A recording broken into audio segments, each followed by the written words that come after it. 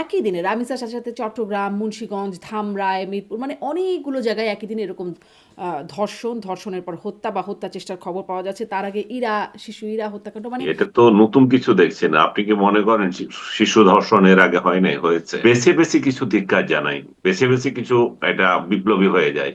যে আমি গুগল যখন বলাৎকার শব্দটা লিখে সার্চ করি প্রায় শতভাগ খবর আসে মাদ্রাসা কেন্দ্রিক। মাদ্রাসা তো বিশেষ করে ইসলামিক শিক্ষার একটা চর্চা হয় সেখানে, এবং জামাত ইসলাম ইসলামী দল একটা মানে তারা ওই ঘটনাগুলোকে নিয়ে কেন বলে না খুব বেশি, বা মব কালচার তো ইউনুস শিখিয়ে গেছে, 32 নম্বর ভাঙা, এগুলো তো ইউনুস শিখিয়ে গেছে। প্রতিপক্ষের সাথে নাম মতের নামিন হলে ওকে ধরে জেলে দেওয়া, এগুলো তো শিখিয়ে দিয়ে গেছে মতে। ওখানে জেলে দেওয়া তো সে এটা আগে থেকেই আসছে, চলে আসছে। ইউনুস ইউনুস আমলেও হয়েছে, তার আগে আমলে হয়নি, হয়েছে তো। মিয়া গোলাম পরোয়ার তিনি দাবি করছেন স্বরাষ্ট্রমন্ত্রীর পদত্যাগ।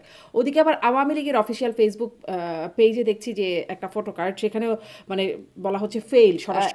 আওয়ামী লীগেরও এরকম ভাবে বলবার উদ্দেশ্যটা কি? তাদের সময়ও অনেক হত্যাকাণ্ড হয়েছে, এরকম ঘটনা। হ্যাঁ, সত্যি, আপনার সাথে আমি একমত। আওয়ামী লীগ কোন সাধু হয়ে গেল যে তাদের আমলকে এগুলো হয়নি? মানে নাসির উদ্দিন পাটোয়ারি এরকম বারবার হামলার শিকার হচ্ছেন। যেটা আমি দেখলাম, নাসিরউদ্দিনকে শারীরিক আঘাত করা হয়েছে। এই কালচার আমি সমর্থন করি না কোনোভাবে। তা বলেছে আপনি কি আসবে, মনে আসুক। করেন যে আসলেই আসবে শেখ হাসিনা? কারণ এর আগেও আমরা শুনেছি চট করে ঢুকে পড়বো, খুব কাছেই আছি শেখ হাসিনা। যে উগ্র রাজনীতির উত্থান হচ্ছে, সেটাকে সেটাকে প্রতিহত করার জন্য আওয়ামী লীগ কিংবা বিএনপির মধ্যে এক সময় না এক সময় ঐক্য হবে। মানে আওয়ামী লীগকে প্রতিহত করা বিএনপির পক্ষে একা সম্ভব হয় না, আবার মানে বিএনপির পক্ষে এদেরকে প্রতিহত করাও একা সম্ভব হয় না। বিএনপিকে একরকম একটা মানে মাইন্ড কারচিপার মধ্যে পড়া যাকে বলে, বলেন ওরকম। জনপ্রিয় একটা রাজনৈতিক দল এবং তাদের জনপ্রিয়তা তুঙ্গে, কিন্তু রাজনৈতিক শক্তি তারা ওইভাবে তো না, ওইভাবে তো স্ট্রং না। আওয়ামী লীগ কিংবা জামাতের মতো মিলিটেন্ট পার্টি তো তারা না। প্রশ্ন হবে লাগামহীন, জানাতে চাই এই সময়ের পালস অফ পলিটিক্স। ছোট্ট রামিসা থেকে ইরা, কিংবা নাম জানা অজানা আরও অনেক নিষ্পাপ মুখ, সারা দেশ জুড়েই চলছে শিশু ধর্ষণের মহোৎসব। এর প্রতিবাদে হচ্ছে আন্দোলনও, কিন্তু এর মধ্যেই প্রধানমন্ত্রী এবং স্বরাষ্ট্রমন্ত্রীকে উদ্দেশ্য করে ভুয়া স্লোগান কারা দিচ্ছে, কেন দিচ্ছে? ইতোমধ্যেই স্বরাষ্ট্রমন্ত্রীর পদত্যাগ দাবি করেছেন জামায়াত ইসলামের সেক্রেটারি জেনারেল মিয়া গোলাম পরোয়ার। কিন্তু রামিসা ধর্ষণ নিয়ে ইসলামী এই দলটি সরব হলেও কখনো কি শক্তভাবে সরব হয়েছে ইসলামী শিক্ষা প্রতিষ্ঠান মাদ্রাসাগুলোতে প্রতিনিয়ত ঘটে যাওয়া বলাৎকারের প্রতিবাদে? এদিকে আবারও ডিম হামলার শিকার হয়েছেন এনসিপি নেতা নাসির উদ্দিন পাটোয়ারি। ছাত্রদল নেতা আমানুল্লাহ আমান পাটোয়ারিকে ইঙ্গিত করে বলেছেন, পবিত্র জিলহজ মাসে তো শয়তানকে পাথর মারার কথা, ডিম কেন? অন্যদিকে এই হামলার দ্রুত বিচার না হলে ভায়োলেন্সের হুমকি দিয়ে আসিফ মাহমুদ বলেছেন, ভায়োলেন্স আমাদের থেকে বেশি কেউ পারবে না, জুলাই অভ্যুত্থানে দেখিয়েছি। এদিকে জুলাই পরাজিত দল আওয়ামী লীগের সভানেত্রী শেখ হাসিনা ঘোষণা দিয়েছেন এ বছরই দেশে ফেরার। আওয়ামী লীগের ফেরা নিয়ে পাল্টাপাল্টি পোস্ট দিয়েছেন সাবেক দুই উপদেষ্টা মাহফুজ আলম এবং আসিফ নজরুল। সত্যিই কি এবছর ফিরবেন শেখ হাসিনা?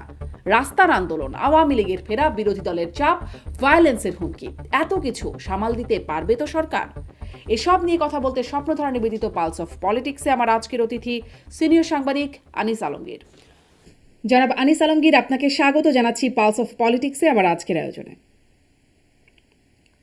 ধন্যবাদ আপনাকে আমন্ত্রণ জানানোর জন্য শামীম। অনেক ধন্যবাদ, আপনি যুক্ত হয়েছেন, সময় দিচ্ছেন। আসলে খুবই মানে দুঃখজনক খবর দিয়ে শুরু করি, বেশ কিছু খবর নিয়ে কথা বলবো। তবে শুরুটা করি রামিসা হত্যাকাণ্ডকে ঘিরে। ধর্ষণ এবং হত্যাকাণ্ডকে ঘিরে আলোড়ন চলছে, উত্তাপ উত্তেজনা, আন্দোলন রাস্তায় চলছে।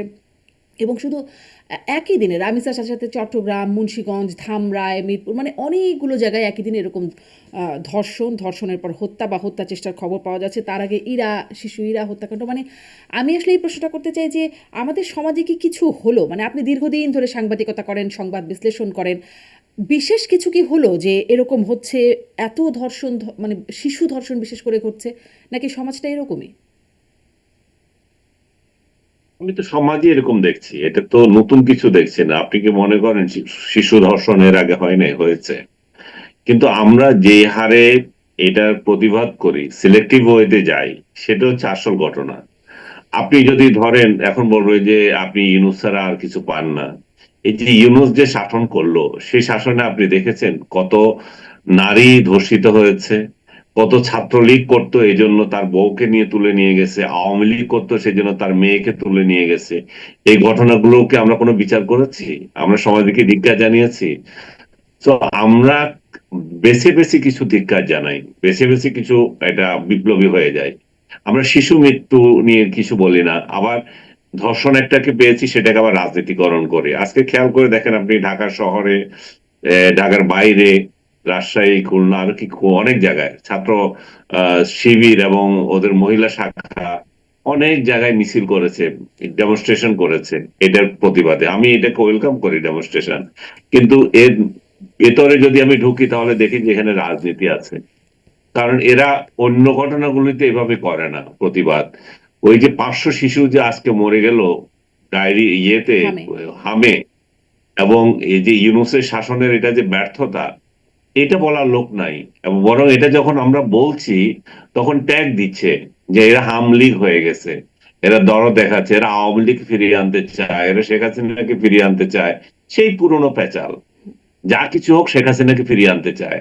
এবং এই এই ডায়লগ মেরে আর কতদিন চলবে? এটা তো 2 বছর হয়ে গেল শেখ হাসিনাকে ফিরিয়ে আনতে চায়।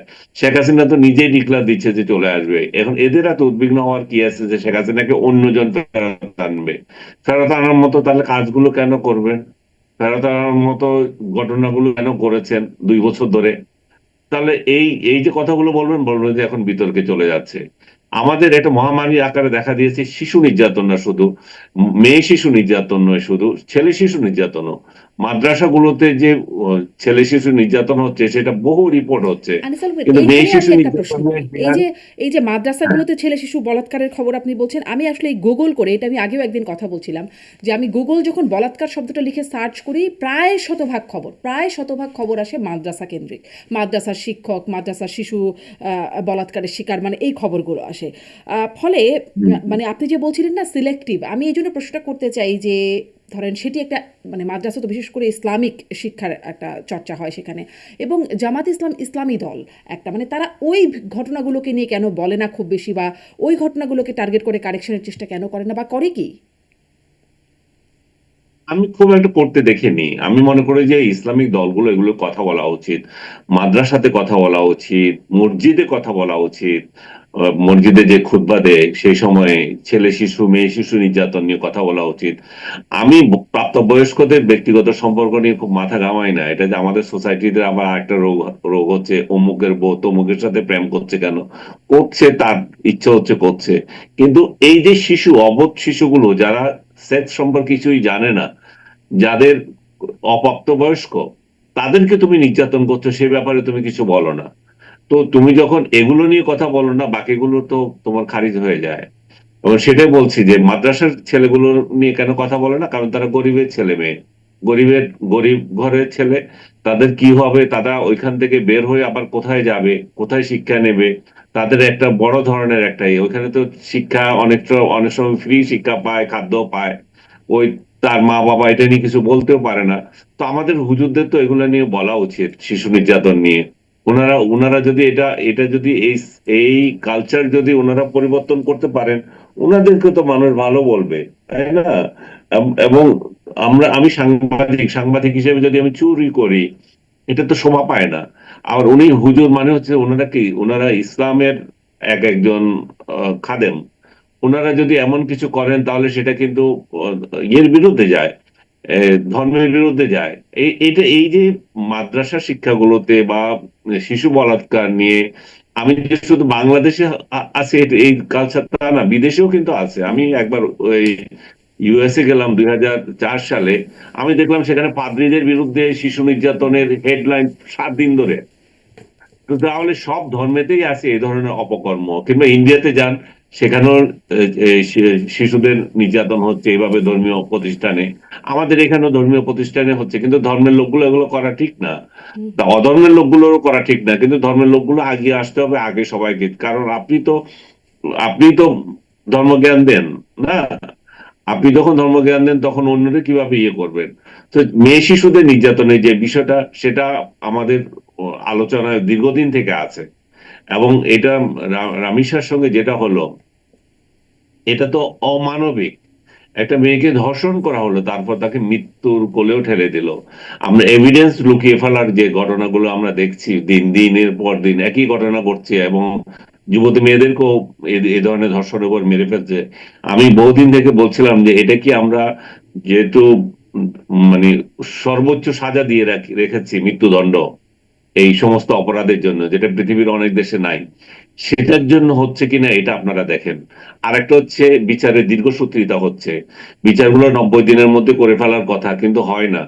এবং এখানে আরো একটা বাধা হয় যে কিছু ব্যবসায়ী নারী অমুকের বিরুদ্ধে আমাকে প্রলোভন দেখিয়ে বিয়ের ব্যবস্থা করেছিল, হুম। বিয়ে করতে চেয়েছিল, এখন বিয়ে করে না, এই ধরনের নারীরাও এখানে এখানে একটা গ্যাঞ্জাম পাকাচ্ছে।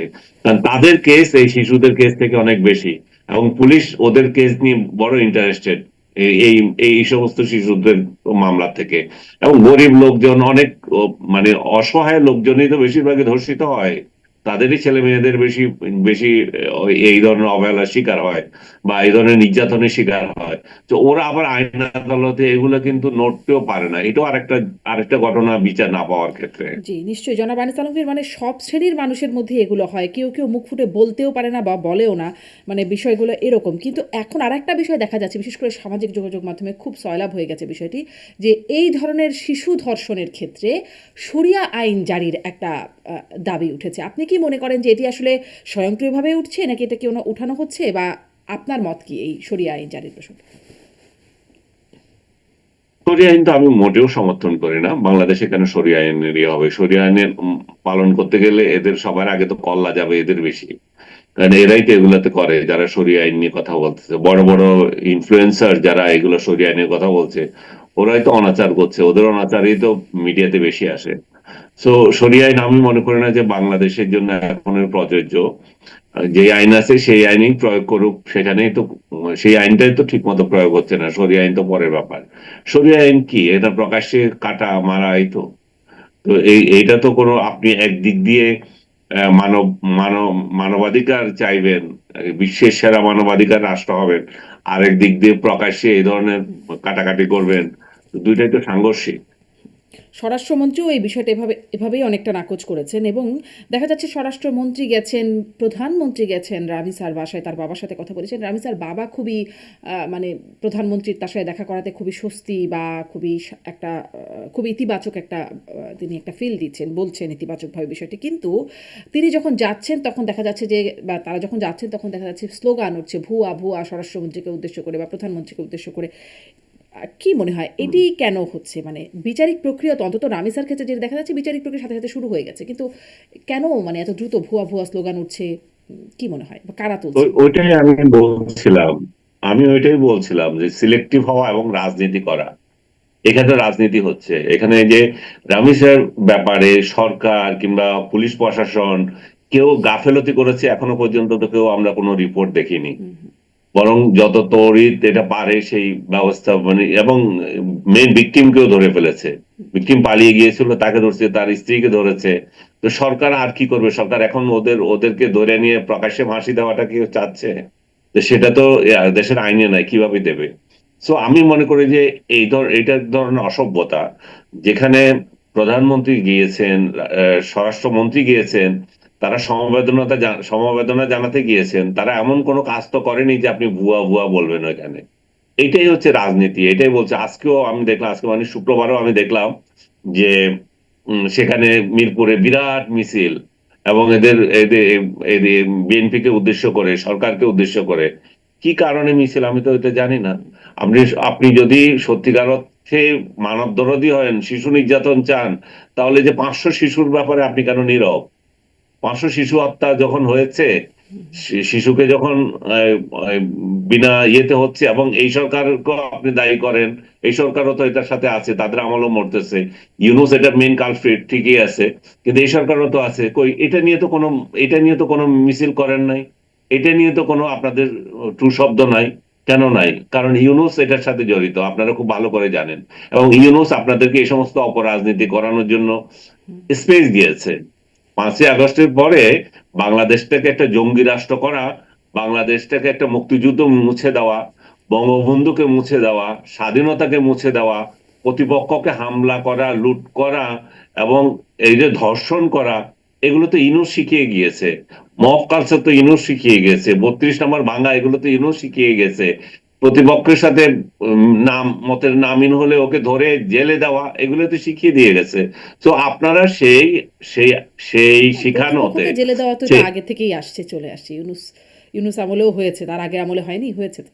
না না, মব করে ধরে দেওয়া এটা প্রতিপক্ষকে এভাবে হয়নি, এটা পুলিশ ধরে নিত। প্রতিপক্ষকে দেখিয়ে দিত প্রতিপক্ষ ওইখানে আছে ধরে নেন, নিজেরা পুলিশ হয় নাই কেউ। এগুলো মব কালচার, এগুলো ইউনূস শুরু করে দিয়ে গেছে। তো ইউনূস এই সমস্ত শুরু করে দিয়ে গেছে বলে যারা ইউনূসের দ্বারা বেনিফিশিয়ারি, তারা এখন ইউনূসের বিরুদ্ধে কিছু বলবে না, এবং যারা আমরা বলছি তারা কালপিট হয়ে যাচ্ছে ওদের চোখে। ওদেরকে বলছে হাম লীগ, অমুক লীগ, তমুক লীগ। এবং ওই যে শুরুতে আমি যেটা বলছিলাম, শেখ হাসিনাকে ফিরিয়ে আনতে চায়, ইউনূসের বিরুদ্ধে কিছু হইলেই শেখ হাসিনাকে ফিরিয়ে আনতে চায়। এটাও বলে না যে এই সরকারকে ফেলে দিতে চায়, জি। শেখ হাসিনাকে ফেরত আনতে চায়। তার কারণ শেখ হাসিনা ট্রাম্প কার্ড হয়ে গেছে, এটা খেলানো যায় খুব শেখ ভালো করে হাসিনাকে ফেরত আনা একটা সব বড় জায়গায়। আলোচনার জায়গা, ওইটা একটু পরে আমরা আসি। কিন্তু এই যে মানে বলছিলাম যে আপনি বলছেন সিলেক্টিভ রাজনীতি হচ্ছে, আমরা দেখলাম জামায়াত ইসলামের মানে সেক্রেটারি জেনারেল মিয়া গোলাম পরোয়ার তিনি দাবি করছেন স্বরাষ্ট্রমন্ত্রীর পদত্যাগ।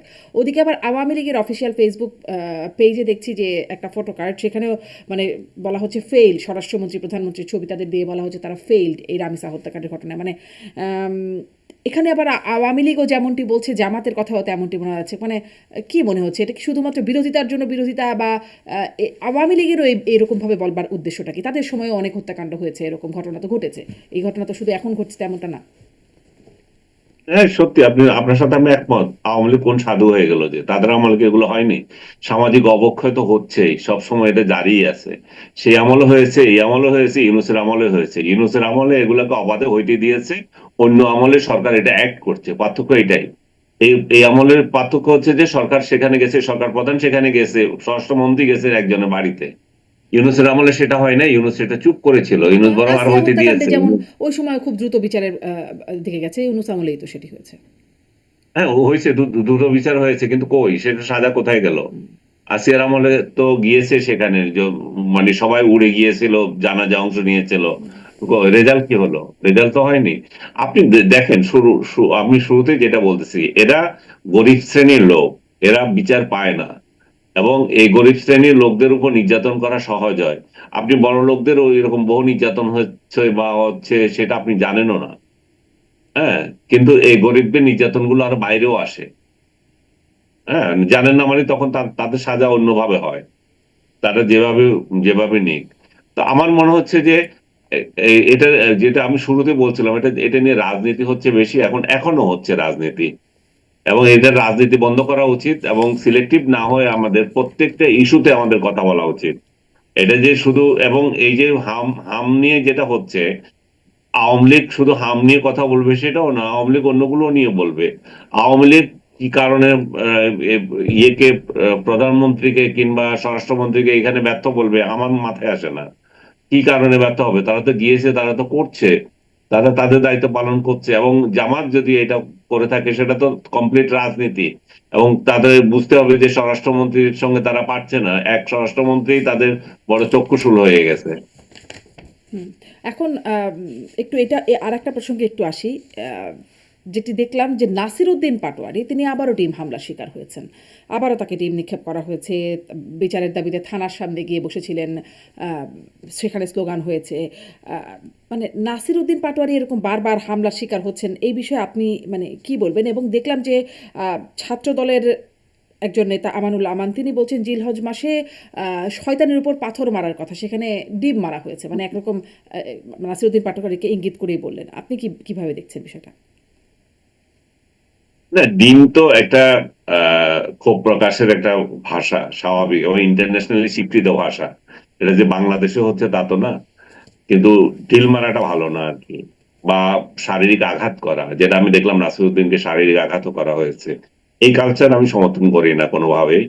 তবে নাসিরউদ্দিনের ব্যাপারে দীর্ঘদিন থেকে তো অভিযোগ, উনি প্রধানমন্ত্রী থেকে শুরু করে যাকে ইচ্ছা, আমার কথাগুলো যদি অপছন্দ হয় আমার বিরুদ্ধে একটা বলে দিলেন, বলেও ওরা, এনসিপি লোকজন বলেও। তো এই যে কালচারটা, আমার যা ইচ্ছা তা আমি বলে দিলাম, একজনের বিরুদ্ধে, এটা কোনো, এবং তারা তো একটা পদে আছে, নাসিরউদ্দিন বা তার দলের অন্যান্য নেতা, বড় বড় নেতারা, তারা তো তাদের পদমর্যাদা রাখা উচিত। তারা যদি আরেকজন প্রতিপক্ষকে বা মত পছন্দ হচ্ছে না ওরকম লোকদেরকে গালাগালি করেন এবং আজে বাজে কথা বলেন, তো তাদের সমর্থক যারা থাকে তারা তো উত্তেজিত হতেই পারে। এবং এখানে তারা যে তাদেরকে বলছে নাসিরউদ্দিনকে যে ডিম মারার যে বিষয়টা, এটা কি স্বরাষ্ট্রমন্ত্রী কিংবা প্রধানমন্ত্রী কিংবা আরো কোনো কেউ নির্দেশ দিয়েছে? আমি তো বিশ্বাস করি না। কিন্তু নাসিরউদ্দিনকে যদি নাসিরুদ্দিন অবশ্য শায়েস্তা দাবি করতে করছেন যে হয়, আইনমন্ত্রীর লোকজন তাকে এরকম তার উপর হামলা করেছে। তো ও হইতে পারে তার এলাকায় যদি আইনমন্ত্রীর লোকজন থাকে, আইনমন্ত্রীর লোকজনের সাথে যদি তাদের বিরোধ থাকে, হতে পারে। আমি একটা জিনিস খেয়াল করেছি, নাসিরউদ্দিন এই কাভারেজ পাওয়ার জন্য যেমন আবল তাবল বকে, তেমনি আরেকটা জিনিস খেয়াল করেছি, কোথাও জুমার নামাজে গেছে, আমি ওই ওই গত সপ্তাহে দেখলাম আরেকটা ভিডিও, হাজার হাজার লোক তার পিছনে দৌড়াচ্ছে। বাপরে বাপ, মনে হচ্ছে বাংলাদেশের রাষ্ট্রপতি গিয়েছেন সেখানে বা প্রধানমন্ত্রী গিয়েছেন। তো এই ধরনের অ্যারেঞ্জ মিটিং যদি করি, আমি আমি কোথায় নামাজ পড়তে যাচ্ছি এটা যদি পাবলিশ করি, আমি আমি যদি সেখানে আমার সাঙ্গ পাঙ্গদের একত্রিত করি, তাহলে আমাদের প্রতিপক্ষ তো এটা এটা অন্যভাবে নিতেও পারে, যে এত ডেমনস্ট্রেশন কেন করছো এখানে, তুমি কোন রাজপুত্র আসছো বা কোন নেতাজি চলে আসছো, তোমার জন্য পুরো মসজিদ কাঁপায় দিচ্ছে এবং মসজিদের ভিতরে স্লোগান দিচ্ছে, মসজিদ থেকে বের হয়ে মানুষ, অন্য মানুষ বিরক্ত হচ্ছে। তো আমি মনে করি যে ধর্মীয় প্রতিষ্ঠানগুলোকে রাজনীতির হাতিয়ার বানানো দরকার নাই। আপনি যদি এত বিরাট নেতা হয়ে যান, মাঠে বক্তৃতা দেন, ধর্মীয় প্রতিষ্ঠানে দেন কেন? এটা এটা আমি আজকের ঘটনার সাথে সম্পৃক্ত বলছি না, নাসিরউদ্দিনকে এটা অ্যাভয়েড করতে বলছি আমি। ধর্মীয় প্রতিষ্ঠানে এগুলো করা উচিত না। না, ধরেন আর আমাদের আমাদের নাসির নির্বাচনী প্রচারণা শুরু করে মাজার জিয়ারত থেকে শুরু করে, মানে আমাদের তো ধর্মীয় বিষয়টাকে কাজে লাগানোর একটা সংস্কৃতি তো আছেই। এটা তো নতুন না, নাকি? আছে, সেটাও আছে, সেটাও আছে, মাজারে মাজারে যাওয়াটাও আছে। আবার সেই যে মাজারে গিয়ে ফুল দিচ্ছে, যেই মাজার দিয়ে শুরু করছে, সেই মাজারকে আবার ভাঙতে যায়। সে যখন আবার অন্য গোষ্ঠী সেটা ভাঙতেছে, তখন আবার চুপ থাকে। হুম। তো মাজারের প্রীতি ভোট আসলে বেড়ে যায়, আবার ভোট ভোট শেষ হলে মাজারকে ভাঙে। এই সমস্ত হিপোক্রেসি দেখতে দেখতে মানে আমরা তো মানে বিরক্ত হয়ে গেলাম। তো এখন আমি আবার যেটা জি। বলছি, নাসিরউদ্দিনকে হামলাকে আমি সমর্থন করি না, এবং আমি মনে করি যে ওনার নেতা হিসাবে ওনার আর একটু সংযত হওয়া উচিত। আর এই ধরনের কালচার, লোক জড়ো করার কালচার ধর্মীয় প্রতিষ্ঠানে, সেগুলো অ্যাভয়েড করলে সামনে বোধহয় ভালো হয়। জি। এখন এই ঘটনারও দ্রুত বিচার চাইছেন সেই দলেরই নেতা আসিফ মাহমুদ সজীব ভুঁইয়া, সাবেক উপদেষ্টা, এবং তিনি বলছেন যে ভায়োলেন্স চাইলে আমাদের থেকে বেশি কেউ পারবে না। জুলাই অভ্যুত্থানে সেটা দেখিয়েছি, তিনি এটি বলছেন। মানে আবার সেই ভায়োলেন্সের প্রসঙ্গটি আসছে। মানে ভায়োলেন্স কি কদিন পর পর আমাদের দেখতে হবে? তখনও আমরা এই আসিফ মাহমুদ সজীব ভুঁইয়ার মুখ থেকেই পরবর্তীতে শুনেছিলাম যে সশস্ত্র বিপ্লবের প্রস্তুতি ছিল। সেই অস্ত্রগুলো কোথায়? আবার কি মানে সেই অস্ত্র ব্যবহার, ভায়োলেন্স, তার একটা মানে সংকেত বা ইশারা দিয়ে রাখা হচ্ছে, হুমকি দিয়ে রাখা হচ্ছে? এটা আসিফ মাহমুদ কিংবা তার দলের লোকদেরকে আপনি কোশ্চেন গুলো বেটার হতো। আমি তো এটা জানি না, আমি এটা বলতে পারবো না, কিন্তু আমি যেটুকু অবজারভেশন আছে আমার, সেটুকু আমি অলরেডি পত্রিকা আমার ফেসবুক স্ট্যাটাসে লিখেছি, যে আমি এটার এই ভায়োলেন্সের নিন্দা করেছিলাম জুলাইতে। আমি আমি বলেছিলাম আমি শান্তিপূর্ণভাবে শেখ হাসিনার এই যে পিরিয়ড চেঞ্জ চেয়েছিলাম, একটা সরকার পরিবর্তন চেয়েছিলাম। কিন্তু যখন আমি এই ভায়োলেন্সের বিরুদ্ধে লিখেছি, তখন এরা আমার বিরুদ্ধে সম্মিলিত আক্রমণ করছে যে আমি শেখ হাসিনার পক্ষ নিয়েছি। হ্যাঁ। কিন্তু তো আজকে তখন শান্তিপূর্ণভাবে কি সেটা সম্ভব হতো বা হচ্ছিল? 17 বছরের মতো তো হয়ে যাচ্ছিল। শান্তিপূর্ণভাবে কি হওয়ার মতো পরিস্থিতি ছিল? ছিল, থাকবে না কেন? যখন জগতে সবাই নেমে যাবে, এরশাদ এরশাদ বিরোধী আন্দোলনে কি অশান্তিপূর্ণ হয়েছিল? আমরা রাস্তায় নামি নাই? সেখানে কি রাস্তায় কিলাকিলি হয়েছিল? যখন জনতা রাস্তায় নেমে যাবে, তখন এখানে তো কোনো স্কোপ নাই আর। আপনি এখন এখন দেখতে হবে যে আপনি কত জনতা নেমেছে। এই যদি যদি যদি জনতা নামে যে টার্গেট কিলিং করে করে ইস্যু তৈরি করে, তাহলে এটা অভ্যুত্থান হয় না তো। এগুলা যে যেরকম অভ্যুত্থান হয় সেরকম প্রতিক্রিয়া হয়। আমি তো আপনাকে উদাহরণ দিচ্ছি, আমরা তো সেই এরশাদ বিরোধী আন্দোলনে আমরা তো ঢাকা শহরে শান্তিপূর্ণ আন্দোলন করেছি, এবং এরশাদের পতন হতে বাধ্য হয়েছে না। আর সবচেয়ে বড় বিষয় হচ্ছে, যখন জনতা খেপে যায়, এবং আমাদের বাংলাদেশে যতগুলো এ ধরনের ক্ষমতার পরিবর্তন হয়েছে, এরশাদ পিরিয়ড বলেন বা অন্য পিরিয়ডে বলেন, ৭৫ বলেন, এখন বলেন, সবগুলোতে সেনাবাহিনী জড়িত ছিল। কিন্তু তো এটা তো এরশাদ সেনাবাহিনী ধরেন যে আমলে যে তুলনা দিই সে সময় একজন মানুষ একটা হত্যাকাণ্ডের পরপর মানে এরশাদ ক্ষমতা ছাড়লেন, এখানে তো অনেকগুলো হত্যাকাণ্ড ঘটলো, সরকারি হিসাবে ৮০০-র মতো একটা তালিকা পাওয়া যায়। হুম। এবং তারপরে গিয়ে আমরা দেখলাম যে আসলে ক্ষমতা ছাড়া একটা বিষয় হলো, মানে একই রকম ভাবে কি এরশাদের টনক যেভাবে নড়েছিল বা এরশাদ সেই সময়কার সরকারের টনক যেভাবে নড়েছিল, আওয়ামী লীগ সরকারের টনক কি সেভাবে নড়েছিল, মানে শান্তিপূর্ণভাবে? কোনোদিনই নড়ে না। আমি তো বললাম আপনাকে, এর আগের সেন্টেন্সে বললাম, এগুলো সেনাবাহিনী যখন ক্ষমতা মানে ক্ষমতার উপর থেকে ইয়ে হয়ে যায়, লাঠিয়াল বাহিনী সাজবে না বলে দেয়, তখনই এদের পতন হয়। শেখ হাসিনার ওইভাবে হয়েছিল, এরশাদের ওইভাবে হয়েছিল, ৯০ আগে যতগুলো আন্দোলন হয়েছে সেগুলো হয়েছে, ৯৬-তেও তাই হয়েছিল। এই ক্ষমতা পরিবর্তন সবগুলো এরকমই হচ্ছে। তো এখানে যে বিপ্লব করে মহা উদ্ধার করে ফেলেছেন তা না। কথা হচ্ছে যে সেনাবাহিনী তখন কোন দিকে অবস্থা নিয়েছিল। এরশাদ এরশাদের আমলেও সেই একই অবস্থা, আমরা বিপ্লব করে মহা কিছু করেছিলি তা না। আমরা যখন রাস্তায় নেমেছি, সেনাবাহিনী দেখেছে যে আর পথ নাই, রাস্তা যখন বন্ধ হয়ে গেছে, দেশ যখন অবরুদ্ধ হয়ে যায়, তখন কি হবে? এভাবে ক্ষমতার পরিবর্তন হয়। এখন আসিফ মাহমুদরা সশস্ত্র করেছে, সেটা তারা স্বীকার করছে এখন। এখন সে তার নিজের স্বীকারোক্তিতে আসতেছে। এর আগে দ্বিতীয় তৃতীয় শ্রেণীর লোকেরা বলেছিল আমরা রেল ভেঙেছি, আমরা অমুক করেছি, আমরা সড়ক ভবনে হামলা করেছি, তারপর টেলিভিশনে হামলা করেছি, সেগুলোকে ওনারা গুরুত্ব দেন নাই। এখন প্রথম সারির নেতারা বলতেছেন যে আমরা এগুলো করেছি, ভায়োলেন্স আমরাই করেছি। এবং আপনি নিজে আবার আসিফ মাহমুদের আরেকটা উদ্ধৃতিও দিচ্ছেন যে সশস্ত্র হামলার ইয়ে ছিল, প্রস্তুতি ছিল তাদের। তো এখন তো ইন্ডেমনিটি পেয়ে গেছে এই সমস্ত ঘটনাবলিতে, ভবিষ্যতে এগুলো রেকর্ড হবে বরং এদের জন্য। এবং ইন্ডেমনিটি তো শেষ না, সেই জন্যই এরা আওয়ামী লীগ ভীতিতে মরে।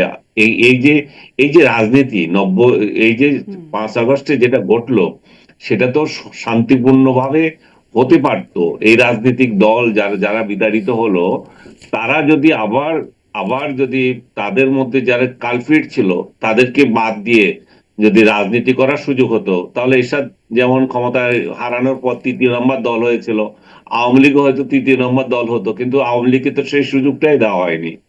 একটা ইনক্লুসিভ ইলেকশন তো এখানে হয় নাই। জি। এখানে যে ধরনের ইলেকশন হয়েছে, এখন সেই ইলেকশন নিয়েই কথাবার্তা হচ্ছে, সেই ইলেকশনের স্থায়িত্ব নিয়ে প্রশ্ন উঠতেছে। এই সরকার কতদিন থাকবে? এই যে আপনি বলতেছেন বাবা শেখ হাসিনার যে বিষয়টা, শেখ হাসিনা আসবে কি আসবে না, এই কথাগুলো তো আর দরকার হইতো না। আসলেও আসছেন, আপনি আসেন। কিন্তু এই ক্ষমতার স্থায়িত্ব নিয়ে তো এখন ভয়ভীতি লেগে গেছে। এবং আপনি যা কিছু বলেন, কিন্তু ক্ষমতার স্থায়িত্বের প্রশ্ন যখন আসবে, তখন আবার এরা এক হয়ে যাবে, আওয়ামী লীগের বিরুদ্ধেই এক হবে। আওয়ামী লীগকে তখন একসঙ্গে প্রতিরোধ করার জন্য ডাক আসবে। হুম। আহ, মানে যেমন আমি গতদিন কথা বলছিলাম একজন আওয়ামী লীগ নেতার সাথে, সাবেক তিনি জাতিসংঘ সাবেক হুইপ আবু সাইদ আল মাহমুদ স্বপন। তিনি বলছিলেন যে বিএনপির অনেক নেতারা মূল্যায়িত হয় নাই এই সময়ে, ফলে তাদের সাথে একটা যোগাযোগ, আওয়ামী লীগের একটা যোগাযোগ, আমি জিজ্ঞাসা করছিলাম সরাসরি যোগাযোগ হচ্ছে আপনাদের? তিনি অবশ্য সেই সময়টা অস্বীকার করে বলছেন না, এরকম সরাসরি মৌখিক বা লিখিত যোগাযোগ হতে হয় না, আমাদের রাজনৈতিক নেতাদের সাথে একটা টেলিপ্যাথিও হয়। মানে শেখ হাসিনার হুম। ফেরার ব্যাপারে আমি জিজ্ঞাসা করছিলাম। তো শুধু কি মানে আওয়ামী লীগকে প্রতিরোধে তারা একজোট হয়ে যাবে বলে এমন হতে পারে, নাকি আসলে কখনো আওয়ামী লীগ বিএনপিরও একটা মানে সমঝোতা হতে পারে, যোগাযোগ হতে পারে? ভবিষ্যৎ রাজনীতিতে উনি যেটা বলেছেন যে আওয়ামী লীগের বিক্ষুব্ধ কতজনের সাথে তাদের দেখা হয়ে গেল বা তাদের যোগাযোগ হলো, পরোক্ষভাবে হলো, সেটা দিয়ে বিপ্লব করে ফেলবেন, এগুলো আমার কাছে বাকওয়াজ মনে হয়। যেটা বাস্তবতা হচ্ছে সেটা হচ্ছে বাংলাদেশে যে মৌলবাদী উত্থান হচ্ছে, যে উগ্র রাজনীতির উত্থান হচ্ছে, সেটাকে সেটাকে প্রতিহত করার জন্য আওয়ামী লীগ কিংবা বিএনপির মধ্যে এক সময় না এক সময় ঐক্য হবে। এবং এই ঐক্যের কোনো বিকল্প নাই। হুম। কারণ আওয়ামী লীগকে ছাড়া এদেরকে প্রতিহত করা বিএনপির পক্ষে একা সম্ভব হবে না তখন। হুম।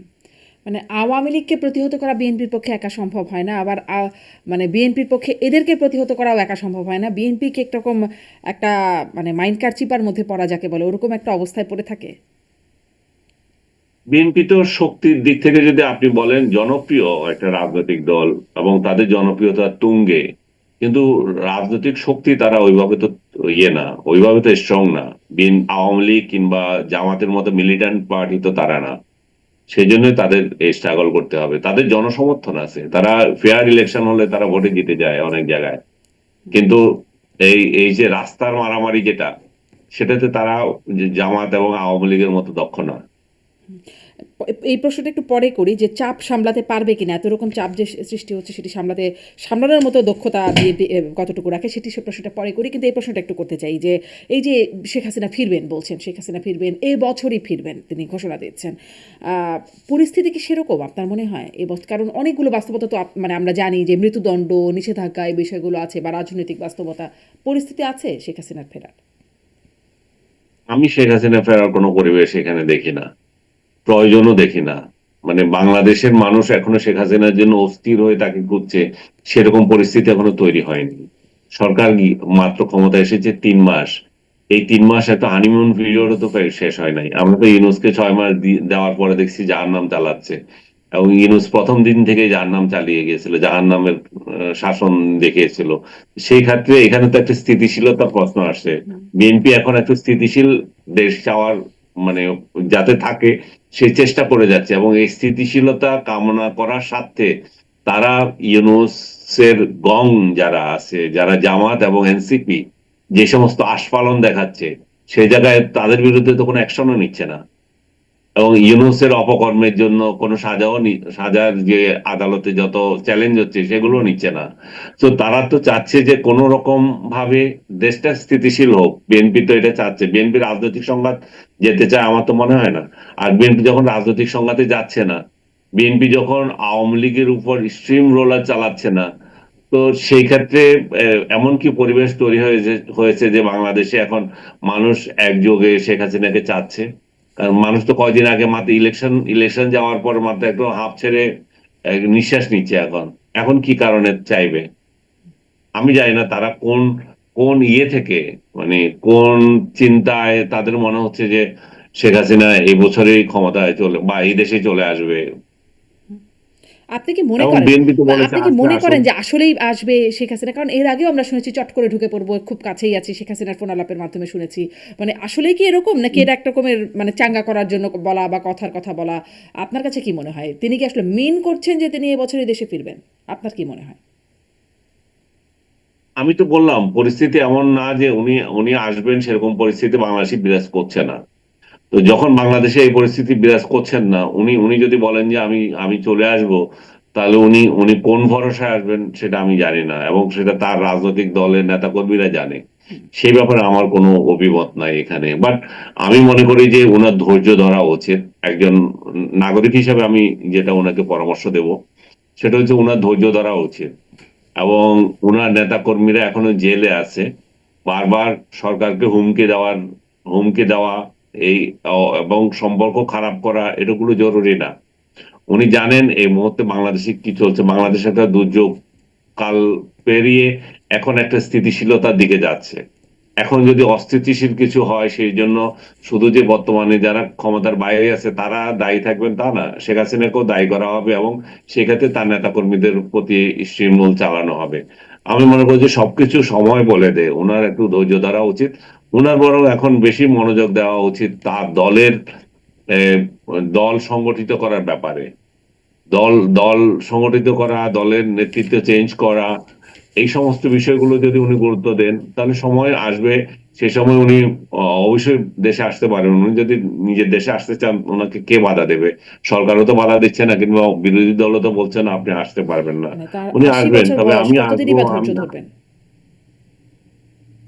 ধরেন ইউনূসের বয়স তো আরো বেশি, সে ক্ষমতায় ভোগ করছে না বহুদিন। তো শকুনের মতো বসেছিল, কখন রাষ্ট্রের মধ্যে গন্ডগোল লাগবে তারপর এসে ক্ষমতা দখল করবে, সেটা করেছে না।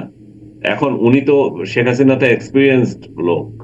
ওনার তো আর ওনার তো আর এসে ক্ষমতা যদি পাওয়ার সৌভাগ্য হয়, উনি তো এসে বসে থাকার লোক না, যে রাষ্ট্র কোথায় যাবে কিভাবে চলবে এরকম কিছু হবে না। তো ইউনূস যদি আসতে পারে, কারণ মাহাথির তো 99 সাল বা 90-এর উপরে গিয়ে রাষ্ট্র ক্ষমতায় আসছে। এরকম নজির বহু আছে। মূল বিষয় হচ্ছে আপনি সুস্থ আছেন কিনা। সুস্থ থাকলে তো উনি রাজনীতিতে আসতে পারবেন, তার দলের নেতা কর্মীরা যদি চায়। কিন্তু আমি মনে করি যে এই মুহূর্তে ওনার দেশে আসার যে গল্প, দেশে আসার যে হুমকি, এগুলো আমার কাছে অবিশ্বাস্য মনে হয়। এবং উনি এই ধরনের যদি কিন্তু এটা ধরেন এর মধ্যে আরো কয়েকটা বিষয় আছে জনাব আনিস আলমগীর, যেমন ধরেন ডাক্তার জাহেদ তিনি বললেন যে শেখ হাসিনা ফিরলে তার সাথেও ইনসাফ করা হবে, তার সাথেও এক্সট্রা জুডিশিয়াল কিছু করা হবে না। এদিকে মাহফুজ আলম তার পোস্টে সেটি দেখেছেন আওয়ামী লীগ ফিরেছে তিনি বলছেন। অন্যদিকে আসিফ নজরুল সাবেক আইন উপদেষ্টা তিনি বলছেন আওয়ামী লীগ ছিলই, ব্যাক করেছে তাদের দম্ভ মিথ্যাচার ইত্যাদি ইত্যাদি বিষয় আসলে হচ্ছে। মানে হঠাৎ করে সবাই আওয়ামী লীগ ফিরেছে এই বিষয়টা নিয়ে মেতে উঠলো কেন বা এটা ফিরছে? হতে পারে যে শেখ হাসিনার বক্তব্য থেকেও হতে পারে। শেখ হাসিনার বক্তব্যের পরে তো মাহফুজ এটা দিয়েছিল। মাহফুজ যে কথাগুলো বলেছে অকপটের সত্য কথাগুলো বলেছে।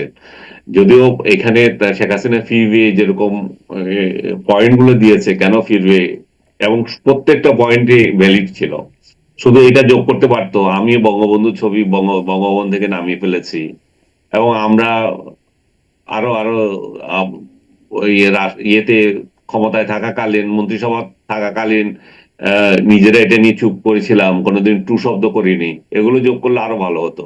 বাট প্রত্যেকটা পয়েন্টেই সে যথার্থ বলেছে, এবং এটা হতাশা থেকে বলেছে। হতাশা থেকে বলেছে বলে পরবর্তী স্ট্যাটাসে আবার বলছে যে এই তোমরা আমার উপর এত রাগ করছো কেন, আমি কি মিথ্যা বলেছি কি অমুক বলেছি।